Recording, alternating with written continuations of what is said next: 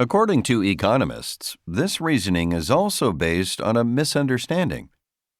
Many people assume that when companies employ workers, they automatically opt for the cheapest ones. Yet even uneducated domestic workers have skills that many immigrants lack, such as being proficient in the country's language. Studies in the United States have shown that where there are many immigrants working as laborers, domestic workers move to jobs that involve communication skills, such as receptionists or salespeople. Admittedly, older workers may find it hard to adjust, but to highlight such cases is to overlook the dividend that immigration brings, the new jobs for domestic workers that cheaper labor makes possible. This more than makes up for the negative impact on a minority of workers. However much economists allege that immigration is mutually beneficial for foreign and domestic workers, it is unlikely that ordinary people will lose their mistrust of it. Unemployment causes discontent, and this is taken out on foreign workers. The gloomy outlook for unskilled workers in advanced economies, however, is mainly due to globalization. Ironically, immigrant workers, who are often seen as a part of globalization, are actually the best defense against it, because they allow companies to compete against cheap labor in other countries. Without immigrant workers, many companies will simply move their jobs abroad or replace workers with machines. In order to resist globalization, people should learn to be more welcoming to foreigners. 女性の社会進出が活発になるにつれ、それに悩ま of men. According to Hannah Rosen, an American author, in 2010, the mothers in 2/3 of American families earned the same as or more than their spouses. In fact, the last decade has seen a historic shift in the economic position of women in many countries, one which is making customary attitudes to the family obsolete. But while figures such as the above may be notable milestones on the path to gender equality, they also pose special problems for men as they need to readjust attitudes long taken for granted. When Rosen questioned husbands about how they felt about this situation, while a small number expressed contentment, most expressed dismay, saying that men and not women should be the prime providers of income for the family. However difficult it may be for male dignity, though, men have little choice but to face up to the rising position of women in society. This is because most trends in advanced economies favor women. During the last recession, for example, 6 million manufacturing jobs were wiped out in the U.S. as falling profits caused manufacturers to go under. As manufacturing was an almost exclusively male occupation, this had a devastating effect on male employment. In fact, in 2012, the number of men out of work overtook the number of women. However much men may resent the fact, the task of providing for the family has increasingly fallen on women. Other economic trends favor women. In fact, 13 out of the 15 fastest-growing sectors of the economy employ more women than men. Not only do women excel in education, with 3 women graduating for every 2 men, but they also often show more aptitude for the kinds of work becoming more common today.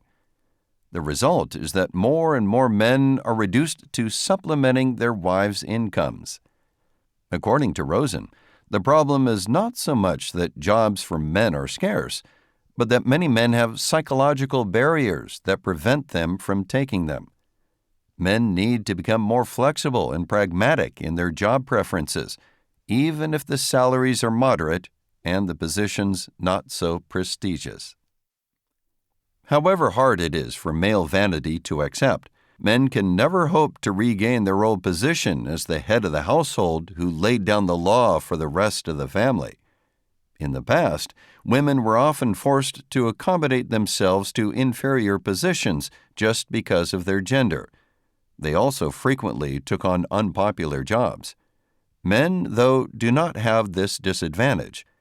If they can cease to hold on to old attitudes and are prepared to delegate more responsibility to their wives, then they may actually find that their lives become more enjoyable and fulfilling. イギリスでオーガニックブームに水を差す出来事が Organic panic.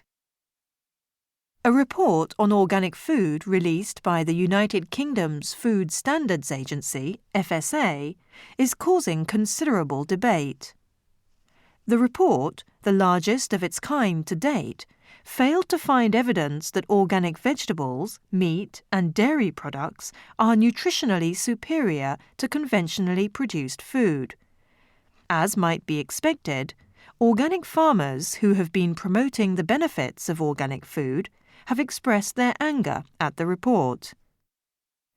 Interestingly, the FSA report does indicate that particular nutrients, including flavonoids and beta-carotene, appear more in organic food than in non-organic food, but the authors dismissed the idea that these nutrients influence overall health. Lord Melchett of the Soil Association questions that conclusion. He points to recent studies of organic food that suggest such nutrients may be important after all. The FSA report has also been criticised for failing to consider the effects of chemicals that remain on conventionally farmed food. The FSA scientists responded by stating that their task was to look specifically at nutrition. The issue of chemicals was beyond the scope of their study. Carlo Leifert, Professor of Ecological Agriculture at Newcastle University and author of a forthcoming study on the organic food industry, is critical of the British government. He believes it does not want to promote organic farming. Leifert says that if there were proof of its benefits, the government would then be put under pressure to have a policy to make organic food available to everyone.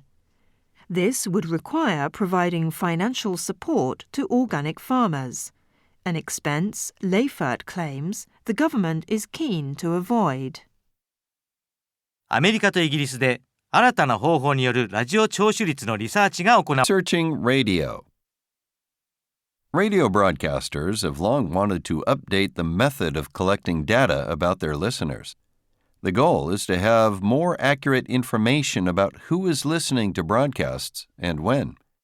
But the industry may have got more than it bargained for with a recent innovation that is challenging long-held beliefs about listener habits. Since the 1960s, broadcasters have analyzed listener statistics using the so-called paper diary method, where members of randomly selected households are asked to write down the stations they listen to each week. Critics argue that this system is overly dependent on people's memories and so creates an excessive margin for error.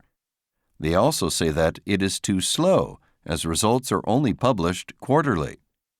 The new ratings system, which was tested in the United Kingdom and the United States, relies on the Portable People Meter, PPM, and allows ratings firms to collect data more efficiently. The device, worn on the participant's belt, detects inaudible signals in broadcasts that identify radio stations. At the end of each day, the PPM is connected to a computer and transmits data to the ratings company for processing. Ratings can be produced monthly, which should be excellent news for broadcasters and the advertising industry. However, the new data has caught everyone off guard. Surprisingly, it was found that most listeners are working people. What is more, these people listen more on weekends than previously believed and less than was expected during the morning drive time. Another finding was that more people listened to the radio than previously reported. While this sounds like good news, it also appears that people frequently switch channels and that total listening time per person is lower than was assumed. This is problematic for broadcasters who must justify advertising fees that no longer match their audience figures. The results are shaking up an industry already worried about increasing competition from internet radio stations, which allow advertisers to gain fast, reliable information about listeners' habits.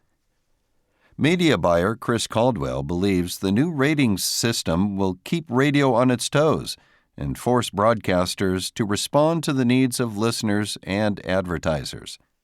Some U.S. stations are already changing formats to include more popular music styles like rock to improve ratings. Advertisers are also rethinking. While their total ad budgets for radio may not have changed, the way in which they are spent has. In the United Kingdom, PPM trials by Rajar, a British media ratings body, were recently abandoned. Rajar believes the struggling commercial sector cannot afford the additional costs and that the new system has problems. Critics believe many people forget to wear the PPM, especially in the morning. They also argue that there are not enough participants in the trials to meet industry standards for accuracy. There is, then, clearly a long way to go before the PPM will be used worldwide. Nevertheless, radio executive Steve Sinacrapi believes the new system can overcome the obstacles. He hopes, for example, that achieving acceptable sample sizes will help broadcasters and advertisers have more confidence in the ratings.